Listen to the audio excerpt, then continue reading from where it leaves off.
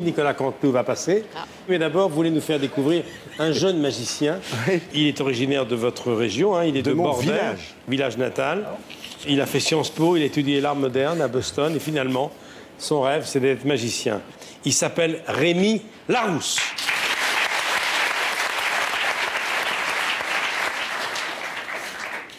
Bonsoir. Il parle dans le script d'un magicien. Il vivait au 19e siècle. Il s'appelait Alexander. Et il réalisait dans les cabarets et les music-halls une expérience troublante. Avec deux spectateurs, un rationnel et un sceptique. Deux spectateurs rationnels et sceptiques. Voyons par ici, voyons... Oh oui, vous, monsieur, vous avez l'air rationnel, et vous, monsieur, vous avez l'air sceptique. Venez, venez me rejoindre, on peut l'applaudir, on peut les applaudir. Oh, c'est gentil de venir, hein. En fait, le tour, parfait. Vous allez vous placer ici, vous, monsieur, et vous, vous allez vous placer là. Regardez-moi un instant. Inversé plutôt? Oui, c'est mieux. Hein, c'est un peu dangereux, je vais essayer de faire ça bien. Alors voilà, Alexander faisait ce tour avec un bandeau opaque. Vérifiez qu'on ne voit rien à travers, vous confirmez? Et il utilisait 4 blocs de bois, comme ceux qui sont sur le sol, dont l'un possède une pique en métal.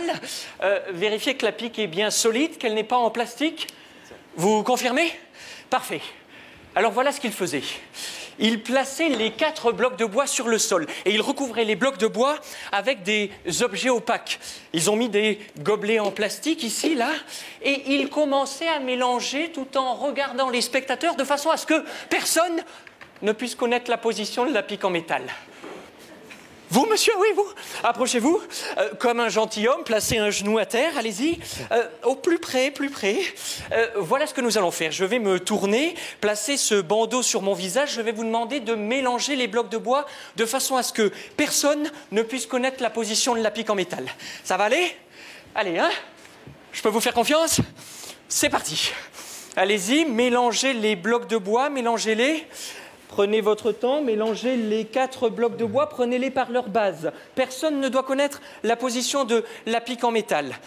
Une fois que vous avez terminé de mélanger, placez les blocs de bois en ligne droite face au public. Et une fois que vous avez terminé, vous pouvez vous relever et venir me chercher pour me ramener juste derrière les blocs de bois. Ramenez-moi juste derrière. Je suis derrière, là? Mon pied est-il au-dessus des blocs de bois? Parfait. Mon pied est au-dessus d'un bloc? Serrez fort, hein? Serrez fort. Oh! Oh! Ça marchait! Ça marchait! Réessayons une deuxième fois. Mon pied est-il au-dessus des blocs de bois? Oui? J'ai toute la ligne, là? Mon pied est au-dessus d'un gobelet? Serrez-moi la main, hein? Oh! Ça marchait! Ça marchait! Il reste 2 blocs de bois, n'est-ce pas? Dont l'un possède la pique en métal. Pourriez-vous mélanger une dernière fois ces 2 blocs de bois? Allez-y, mélangez-les. Et une fois que vous avez terminé de mélanger, ramenez-moi juste derrière. Placez-les en ligne droite. Allez-y. Parfait. Ramenez-moi juste derrière. Il fait chaud, hein? Vous tremblez? Ah non, c'est moi. Je vais faire pied gauche, là. Hein. Pied gauche, mon pied est-il au-dessus des blocs de bois? J'avance. Parfait, j'ai toute la ligne, là. Mon pied est-il au-dessus d'un bloc? Non. Placez mon pied au-dessus du gobelet le plus proche. Allez-y. Donnez-moi la main, hein. Serrez-moi. Oh, ça a marché! Merci beaucoup! Oh, vous avez été formidable! Merci, on peut les applaudir. Regagnez votre place, merci. Oh, ça c'est parfait, ça. Rémi. Merci beaucoup. Oh, Larousse. merci.